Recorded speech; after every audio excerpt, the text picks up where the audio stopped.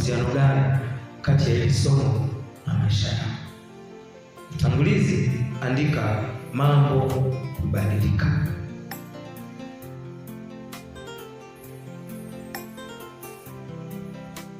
Wakorintho wa kwanza 2:9.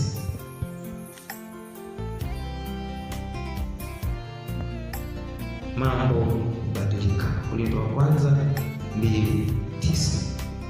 Tasoma katika jina la Yesu. Lakini kama ilivyoandikwa, kama na Biblia unanifuatisha ili tuende sawa. Tunapoingia kwenye maombi tujue tunaomba kitu gani.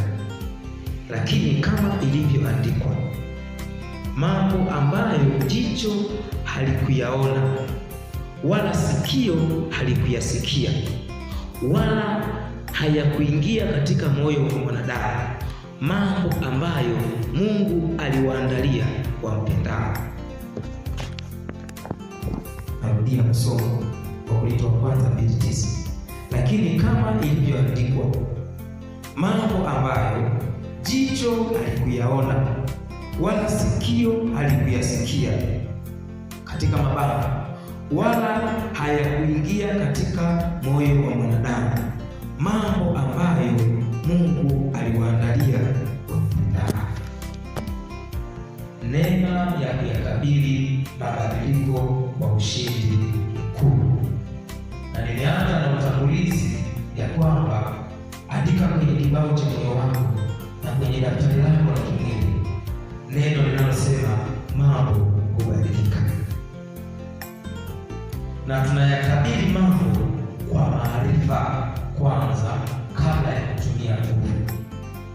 Tunayakabili mambo kwa maarifa kwanza kabla ya kutumia nguvu. Tukiyakabili mambo kwa nguvu ndipo maarifa hatuwezi. Tunaanza kuyakabili kwanza mambo kwa maarifa ndipo kwa nguvu. Wakorintho wa kwanza sura ya 2 mstari wa 9, Biblia inasema ya kwamba mambo ambayo jicho halikuyaona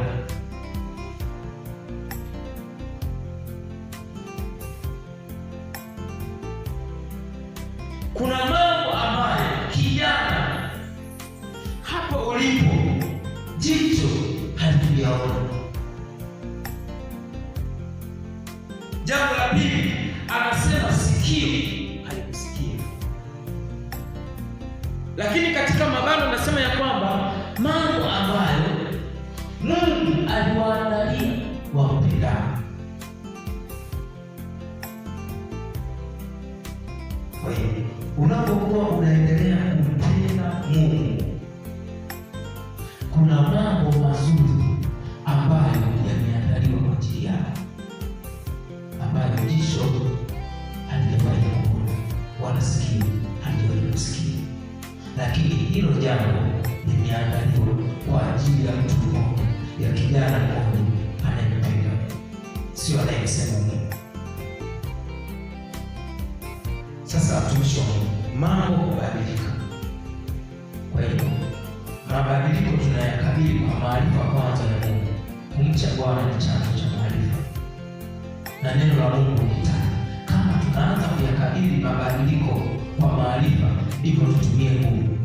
Kwa hiyo nyuma ya maarifa ujue kuna matumizi sahihi ya nguvu.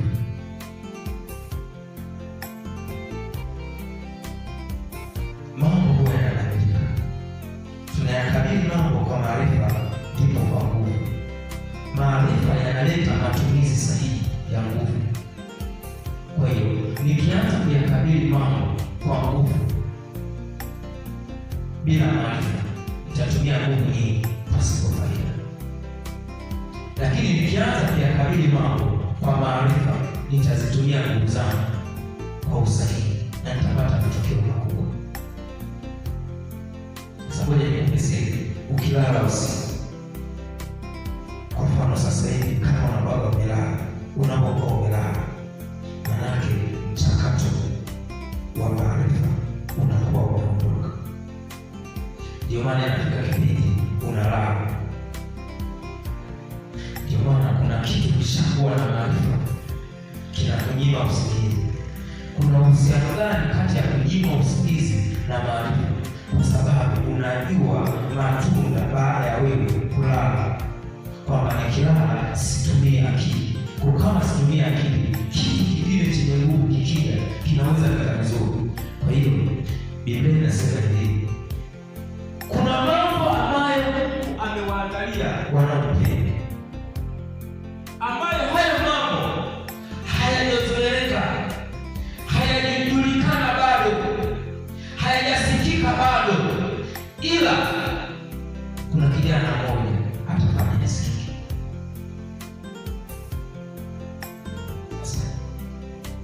Huyo kijana anaweza akawa ni wewe hapa. Kwa hiyo mtaji wa kwanza unaotakiwa kuwa nao mtumishi wa Mungu ni neno linaloitwa kumpenda Mungu. Kumpenda Mungu ni kufanya nini? Kumpenda Mungu ni fanya la Mungu, hata kama la Mungu linapigwa kwa wakati huu. Hapo ulipo sasa hivi, dalili mojawapo ya kumpenda Mungu, umeacha nini katikati ya vitu vingi ukafuata ratiba ya Mungu. Sasa neno la imani linalokuja ni nini? Shetani ukishakuja kunyokesha namna hii, umeacha vitu vingi ukamfuata Mungu, anajua kabisa ni dalili mojawapo ya kumpenda Mungu. Anachotengeneza mazingira, hauamini kama kuna mema yanaandaliwa zaidi ya mwingine ambaye amefika mahali. Lakini kishia mtumishi, kuna jambo ambalo Mungu ameliandaa kwa ajili yako kwa hatua moja ya kumpenda. Haleluya, haleluya. Sasa tahadhari, mabadiliko umeza watu wengi. Tahadhari ya kwanza, mabadiliko yamemeza watu wengi. Mimi nazungumzia somo linalosema neema ya kuyakabili mabadiliko kwa ushindi mkuu. Nimesema tahadhari ya kwanza, mabadiliko yamemeza watu wengi. Watu wengi duniani wamezama kwenye hatua. Nilikuwa na rafiki yangu mmoja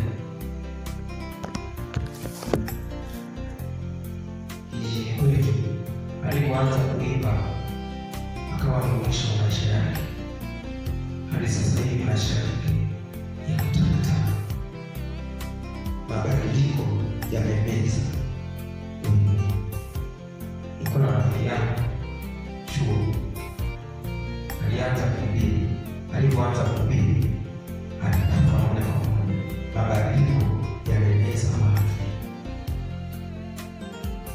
Nilikuwa na ndugu yangu, alikuwa na hali ngumu sana kwenye utambuzi wa mambo ya kiroho. Alipotambua mambo mawili tu, alimezwa akafa moja kwa moja. Mabadiliko yamemeza watu wengi. Na ukiona Mungu analeta aina hii ya somo, uwe na uhakika kuna mabadiliko Mungu anakuandaa. Kuna namna Mungu anakuinua, anataka usimeze njiani kwa jina la Yesu. Ndio maana anatufundisha. Biblia inasema ya kwamba anatufundisha ili tupate nini? Faida, sio hasara. Lakini tahadhari ya pili, mabadiliko humeza watu wenye maarifa madogo kuliko mabadiliko husika. Mabadiliko yale huwa yanameza watu wenye maarifa madogo kuliko mabadiliko husika. Nataka nikwambie hapo ulipo. Mimi usiku wa leo naongea na mtu ambaye ana kesho kubwa yenye utukufu. Kuna matumaini makubwa ambayo bado hajakata tamaa na maisha. Kuna mahali bado anaelekea. Huyo ndio mtu ambaye ninaongea naye. Huyo ndio mtu ambaye nimetumwa kusema naye usiku wa leo. Mtu ambaye kuna mahali anaelekea. Mtu ambaye amebeba kesho za watu wengi. Mtu ambaye bado matumaini ya kumpenda Bwana yako moyoni mwake. Mtu ambaye anaamini kuna kitu Mungu amemwandalia mbele ya maisha yake. Mtu ambaye hajiangalii alivyo siku ya leo. Mtu anapoangalia kesho yake ilivyo na utukufu mkuu, ilivyo na mema mengi, ilivyo na utajiri mkubwa wa maarifa na Mungu na usalama mkubwa kwenye maisha yake. Ndio mtu ambaye nimetumwa usiku wa leo niseme naye ya kwamba mabadiliko humeza watu wengi wenye maarifa madogo kuliko mabadiliko yenyewe.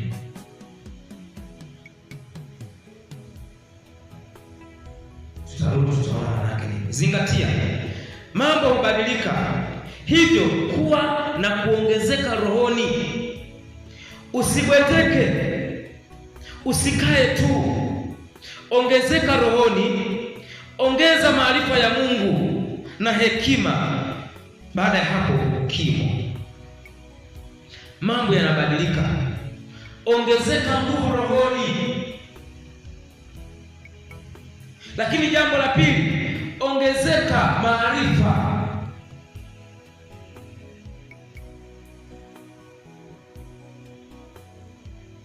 Nimesema nizingatie, mambo hubadilika, hivyo kuwa na kuongezeka rohoni.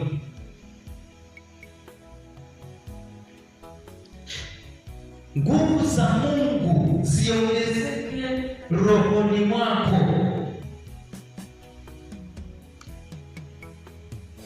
Kuna maeneo utapita ili uweze kufika kwenye kilele cha mafanikio yako, unahitaji nguvu za roho. Zaburi 105 mstari wa 4. Zaburi 105 mstari wa 4. Andika tu.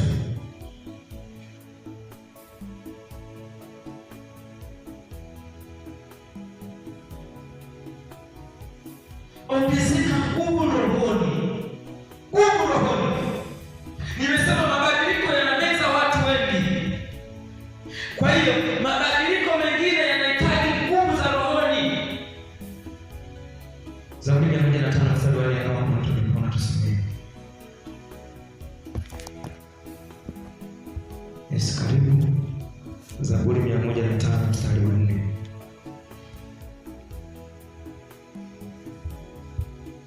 Kama kuna mtu anaona tusome. Zaburi 105 mstari wa 4.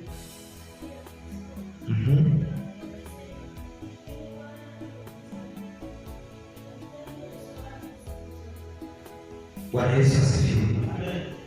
Vijana, Bwana Yesu asifiwe. Mtakeni Bwana na nguvu zake. Tutafute uso wake siku zote.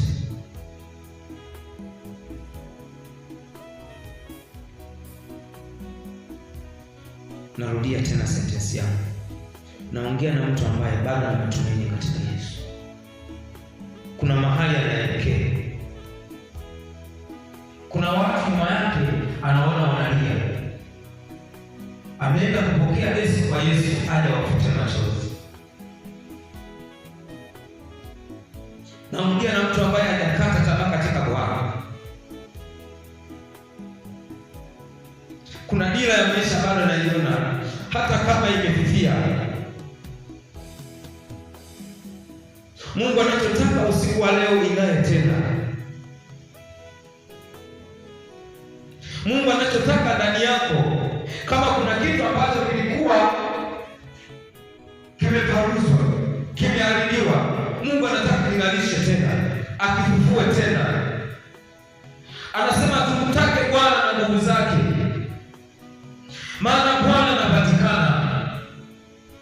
Asingeturuhusu na kutuita tutake nguvu zake kama kuna maeneo hayahitaji nguvu.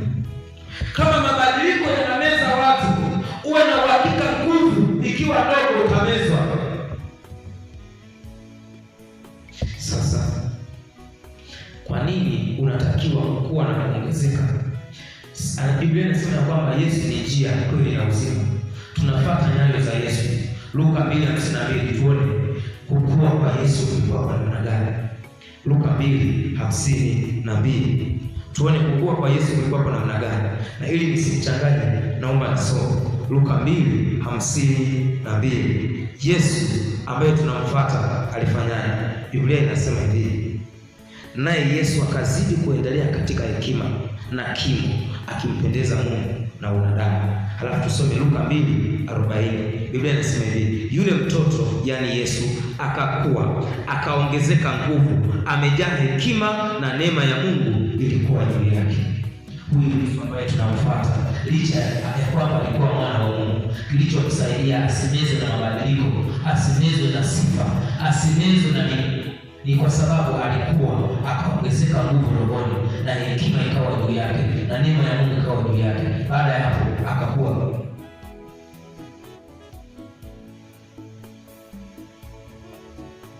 Jamani, Bwana Yesu asifiwe. Ndio maana kwenye mkesha wa leo ninapohitimisha kipengele cha kwanza, tunachotaka tuende sasa hivi tumuombe Mungu atupe neema ya kuyakabili mabadiliko. Bwana Yesu asifiwe sana. Kuna hatua Mungu atupatie kwa sababu ni watoto kwenye kuyakabili mabadiliko. Nataka nikwambie kitu kimoja, hapo ulipoketi wewe ni mtu wa heshima, ni mtu mwenye neema nyingi, ila alipopima moyo wako bado kuna mitetemo ambayo haiwezi kuyakabili mabadiliko. Kwa usiku wa leo tunaenda kumtaka Bwana na nguvu zake, kama tulivyokuwa tumefunga mchana wa leo. Tunamtaka Bwana na nguvu zake, tunataka zile nguvu za Bwana zipenyeze kwenye mioyo yetu, ili tuwe na uwezo wa kuyakabili mabadiliko kwa ushindi mkuu. Bwana Yesu asifiwe sana. Mungu akitupa huo uwezo, itafika kipindi wakati ambao watu wanaamini kuna mambo tunadondoka, hatudondoka kwa sababu tuna neema ya kuyakabili mabadiliko. Bwana Yesu asifiwe sana. Na hiyo neema ya kuyakabili mabadiliko ikishaingia ndani yetu usiku wa leo, tutaona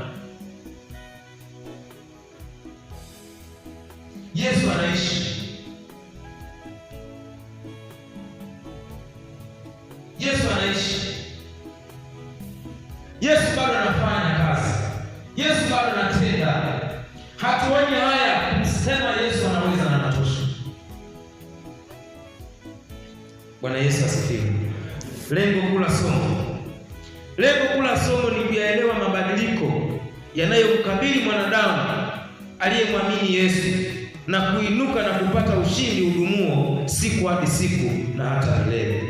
Lengo letu la somo ni kuyaelewa mabadiliko yanayomkabili mwanadamu aliyemwamini Yesu na kuinuka na kupata ushindi udumuo siku hadi siku na hata milele. Hili ndio lengo kula somo letu. Tunataka mwanadamu ambaye amempokea Yesu. Tumempokea Yesu na tumeshamkoa. Kama umempokea Yesu umeshamkoa. Sasa wewe ambaye umempokea Yesu, lengo la somo la leo, la usiku wa leo, anataka uweze kuyakabili mabadiliko siku hadi siku kwa ushindi mkuu na hata milele. Tunakutana makazini, tunakutana katika mahekalu, tunakutana sokoni, tunakutana njiani, lakini mwisho wa siku maisha yetu binafsi. Vio vinapokea maelfu. Na chuo kimoja Canada kinapokea watu wengi sana kama mkoa mzima, lakini mwisho wa siku wakishatoka pale chuoni, kila mmoja anakuwa na maisha yake. Hiyo ndio siri ya ajabu ambayo Mungu aliweka. Kuna chuo kinaitwa Oxford University, chuo kikubwa duniani, wanakutanika pale. Yaani wakisabaa unaweza kufikiri ni nchi, lakini mwisho wa siku wakishatawanyika, kila mmoja na maisha yake. Lakini cha ajabu, katikati ya wale mamilioni wa watu kuna mtu mmoja amekusudiwa. Kwa katikati ya vijana wengi katika PhD mlolo, wewe umekusudiwa. Haleluya, haleluya. Haleluya, haleluya. Roho ya mashaka tunaenda kuivunja muda huu. Mungu anakuta Gideoni anapepeta ngano. Anasema wewe ushujaa. Gideoni anashtuka anasema, mimi niko napepeta ngano, mtu maskini na kuwaje shujaa. Lakini Mungu alijua ndani ya Gideoni kuna ushujaa. Kuna mtu kati yetu alikuwa haelewi kama yeye ni shujaa, lakini neema ya Mungu kishashuka usiku wa leo, atajua ya kwamba yeye ni shujaa. Ndio maana ninamshauri katika jina la Yesu. Saizi ni saa 5:25. Tutakapoenda kuomba Mungu, muda huu jiachilie mbele za Mungu. Mwachie Mungu moyo wako wa ufinyange. Tunapoanza na utangulizi wa namna hii, kinachokuja ni nini? Mtumishi wa Mungu ni hivi: Bwana wa mabwana akishasema jambo lazima litimie. Lakini anachotegemea anayeambiwa anasemaje. Kama unataka neema ya kuyakabili kuyakabili mabadiliko, ikishashuka utakuwa shahidi. Ndio maana wale watu waliojazwa Roho Mtakatifu siku ya Pentekoste akasemaje? Mtakuwa mashahidi. Maana kabla hawajajazwa nguvu zake hawajawahi kuwa mashahidi. Haleluya, haleluya. Na sisi tunaenda kuwa mashahidi wa Yesu Kristo na wa maisha yetu kupitia hiki ambacho Mungu anaenda kufanya siku ya leo. Ndio maana tumetafuta usiku wa pekee, usiku special, ili tujifanye tuwe na sisi special katika ufalme wa Mungu. Bwana Yesu asifiwe sana. Na lazima Bwana afanye. Lakini naweza kuhitimisha kwenye kipengele cha kwamba Mungu akimwokoa mtu, sasa Mungu akikuokoa wewe kutoka dhambini na kumweka kwenye ufalme wake, anaanza kumbadilisha na kumpa nguvu ya ajabu ya kubadilisha mambo. Mungu akikuokoa kutoka dhambini, anakupa nguvu ya ajabu ya kubadilisha mambo. Tumekuwa na vijana wengi makanisani wanaobadilishwa na mambo, hawabadilishi mambo. Usiku wa leo tunaenda kumwomba Mungu uwe mtu wa kubadilisha mambo. Yaliyokuwa yamekuja kukubadilisha, unayabadilisha. Ndio maana kuna muda shetani anatuma magonjwa kwenye ukoo wetu, halafu wewe magonjwa yaliyokuwa yanakuja kukubadilisha, uliyekuwa hali uwe Mungu, uliyekuwa juma uwe mgonjwa, yale yanayobadilisha yananyamaza kimya. Kwa hiyo ndio nguvu ambayo sisi tunataka tuipate usiku wa leo, kwa sababu hatuna muda mwingine wa kuiomba hiyo nguvu. Kuna muda shetani anatuma mishale, halafu ghafla Mungu akishatupa neema ya kuyakabili mabadiliko, anatukuta tumebeba ngao ya imani iliyoandikwa katika Efeso sura ya 6. Narudia tena, ninaongea na mtu ambaye anaamini bado kesho yake ya utukufu. Ndio maana somo letu linasema ya kwamba neema ya kuyakabili mabadiliko kwa ushindi. Maana sisi hapa tumekuja kutafuta kitu ambacho ni zaidi ya ushindi. Tumekuja kutafuta ushindi mkuu.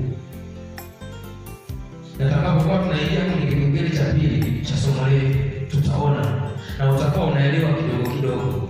Wewe kama kijana, kuna muda ushindi tu hautoshi. Kuna washindi wengi, inabidi uwe na ushindi mkuu.